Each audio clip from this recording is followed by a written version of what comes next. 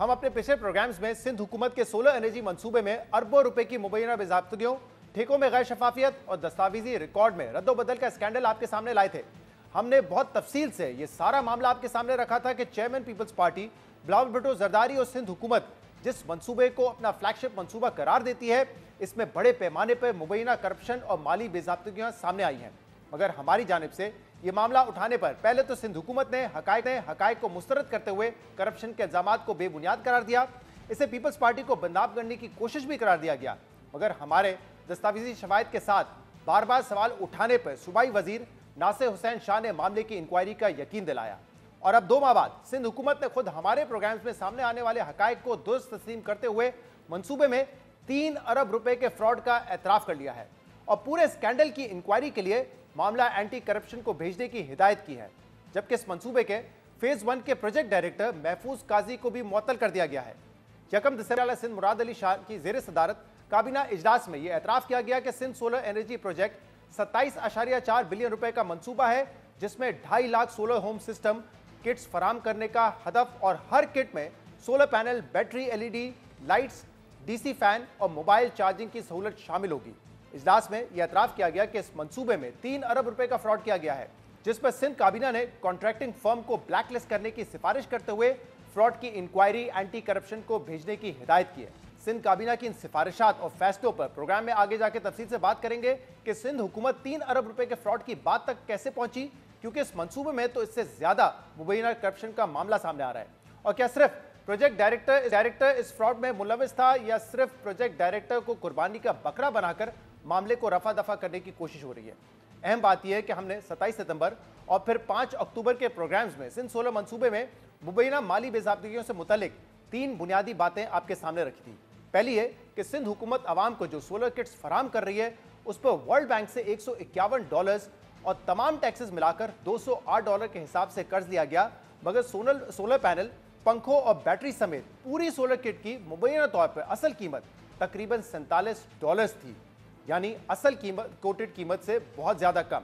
दूसरा ये कि सिंध हुकूमत ने जिस कंपनी को इस मंसूबे का ठेका दिया, इसने अवाम को इंपोर्टेड सोलर डीसी पंखे देने का दावा किया था, मगर जो पंखे अवाम में तकसीम किए जा रहे हैं वो इंपोर्टेड नहीं, बल्कि ये पंखे पाकिस्तान से ही खरीदे गए।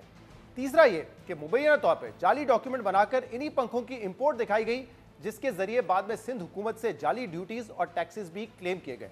और इस पूरे मंसूबे की तखमीनी लागत और असल कीमत में 6 अरब रुपए से ज्यादा का फर्क सामने आ रहा है। सिंध हुकूमत ने गैर मुल्की कंपनी की बिड के मुताबिक ड्यूटीज के बगैर $151 फी यूनिट का मुआहदा किया, जिस पर वर्ल्ड बैंक से कर्जा लिया गया। मगर डॉक्यूमेंट्स के मुताबिक ठेका हासिल करने वाली कंपनी ने सोलर होम सिस्टम सिर्फ $23.4 फी यूनिट के हिसाब से एक्सपोर्ट किया। इसी तरह पंखे की $23.5 में इंपोर्ट दिखाई गई, यानी पूरे सोलर किट की जो मालियत थी वो $50 से भी कम थी। मगर सिंध हुकूमत ने गैर मुल्की कंपनी से $151 की लागत का मुआहदा किया, जिसका मतलब यह है कि टैक्सेस के बगैर 2 लाख सोलर सिस्टम की कुल कीमत तकरीबन 8.5 अरब रुपए थी। इसमें अगर सोलर होम सिस्टम की तकसीम के लिए एनजीओ को दिए गए तकरीबन 1 अरब रुपए भी शामिल कर लें, तो मंसूबे के बगैर ड्यूटी और टैक्सेस के कुल लागत 9.5 अरब रुपए बनती है।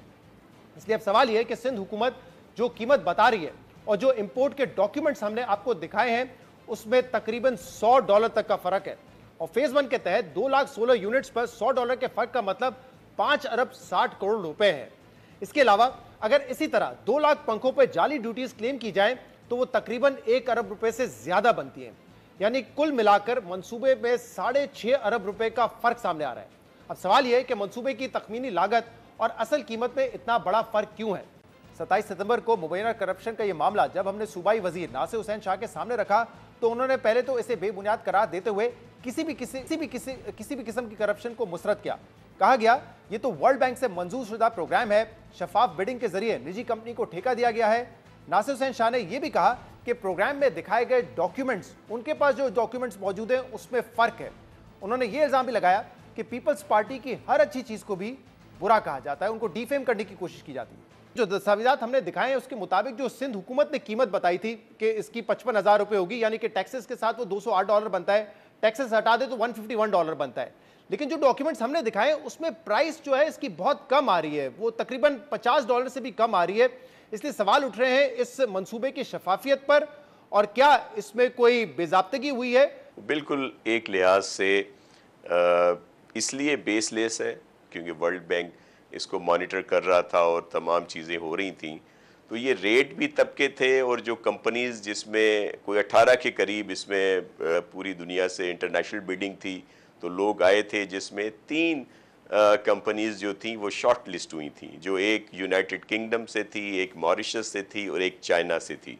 तो जाहिर है चाइना में बहुत ज़्यादा कंपटीशन भी है और रेट बहुत ज़्यादा है, तो वहाँ के रेट जो हैं उस पे वो उन्होंने बिड हुई जो बाद में हुई। जाहिर है वो तब तक 2024 आ गया और वो जो 3 कंपनीज शॉर्ट लिस्ट हुई थी पहले ही ऑलरेडी, उन्हीं में कंपटीशन हुआ और फिर ये सारी चीज़ें आई। अब पाकिस्तान पीपल्स पार्टी का जो भी कोई काम हो, अच्छा काम हो, उस पर कोई ना कोई चीज़ें कहीं ना कहीं से निकाल ली जाती हैं कि उसको डिफेम किया जाए। जो डॉक्यूमेंट्स हमारे पास हैं वो अगर आप उनको देखेंगे, मैं आपको व्हाट्सएप भी कर देता हूँ, वैसे भी भिजवा देता हूँ, उसमें बड़ा वाज़ेह फ़र्क है।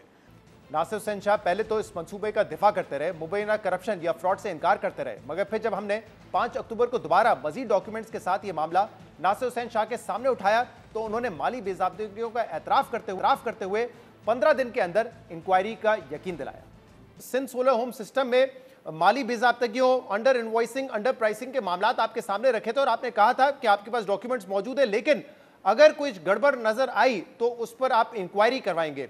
जरा बता सकते हैं कि ये मामला कहां तक पहुंचा है, इंक्वायरी में क्या बात सामने आ रही है? पूरी इंक्वायरी के लिए हमने लिख दिया है, बल्कि बीआर से भी और कस्टम से भी रिपोर्ट मंगवाई है ताकि सारी चीज़ें जो हैं वो वाज़े हो जाएं। तो ये इंक्वायरी अंडर प्रोसेस है और इसमें जो भी इन्वॉल्व होगा और जिसकी भी अगर कोताही है, कुछ भी है, तो उसको बिल्कुल सजा भी मिलेगी और सबके सामने लिखे है। कितना टाइम लगेगा, क्योंकि पिछले हफ्ते आपने कहा कि अभी अभी स्टोरी सामने आई, हम इंक्वायरी कर रहे हैं, अब एक हफ्ता मजीद गुजर गया है, अब ये पोर्टफोलियो खुद मुराद अली शाह साहब के पास है, प्रोजेक्ट बिलावल भुट्टो साहब का है, वर्ल्ड बैंक इसमें इन्वॉल्व है क्योंकि कर्जा उनसे लिया जा रहा है, तो कब तक हम एक्सपेक्ट करें कि इंक्वायरी मुकम्मल हो जाएगी? आज जो डेट है इससे आप 15 दिन बाद का प्रोग्राम रख लें, तब हर चीज आपके सामने ले आएंगे, आश्कार कर देंगे। बहरहाल 15 या 20 रोज में तो किसी इंक्वायरी का नतीजा सामने नहीं आया, लेकिन 1 दिसंबर को सिंध हुकूमत ने काबीना के इजलास में सिंध सोलर मंसूबे में 3 अरब रुपए के माली फ्रॉड का एतराफ कर लिया, जबकि इस मंसूबे के फेज 1 के प्रोजेक्ट डायरेक्टर महफूज काजी को मुअत्तल करने का मामला भी सामने आ रहा है। और जब हमने महफूज काजी से उनका मौक़िफ़ मालूम करने के लिए राब्ता किया तो उन्होंने बताया कि उन्हें अपना करने के लिए मुनासिब मौका नहीं दिया गया, बल्कि इल्ज़ाम साबित होने या इंक्वायरी कमेटी के सामने पेश होने से पहले ही उन्हें मीडिया रिपोर्ट्स की बुनियाद पर मुअत्तल कर दिया गया। महफूज काजी ने कहा कि इस मंसूबे में फ्रॉड निजी कंपनी ने किया है, लेकिन उन्हें जानबूझकर कसूरवार ठहराया जा रहा है। महफूज काजी ने दावा किया कि उनका इस मंसूबे की अदायगियों में कोई बराह रास्त किरदार नहीं है। फाइनेंस सेक्शन डायरेक्टरेट अदायगियां करता था और निजी कंपनी के साथ डीलिंग भी फाइनेंस सेक्शन ही करता था। इस पूरे मामले की शफाफ इंक्वायरी होनी चाहिए। अब ये एक ऐसा स्कैंडल है जिसमें हुकूमती सतह पर खुद ही एतराफ़ किया जा रहा है कि इसमें तकरीबन 3 अरब रुपए का फ्रॉड हुआ है और अभी तक इसकी जिम्मेदारी सिर्फ एक 19 ग्रेड के अफसर पर डाली जा रही है।